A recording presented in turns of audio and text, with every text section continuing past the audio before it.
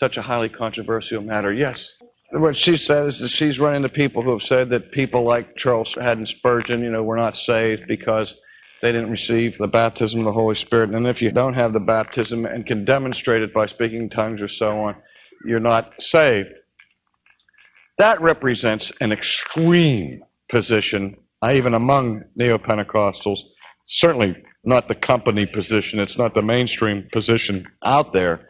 But that extreme position, I think, is born by a certain discomfort with the history of the Christian church.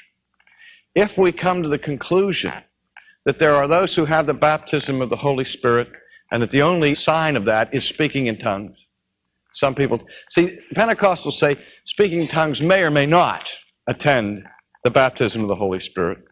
Others insist that it is an indispensable sign. If you don't speak in tongues, you haven't been baptized. Is that clear? Some take that position. Now, those who take that position are embarrassed by the fact that for the vast majority of Christian history,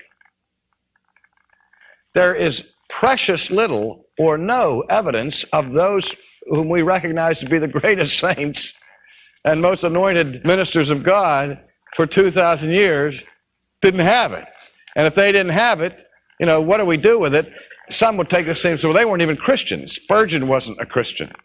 Augustine wasn't a Christian. Luther wasn't a Christian. Calvin wasn't a Christian. Edwards wasn't a Christian. That is, now we're talking, we're not just talking, mistakes in theology. We're talking about unbelievable arrogance, okay?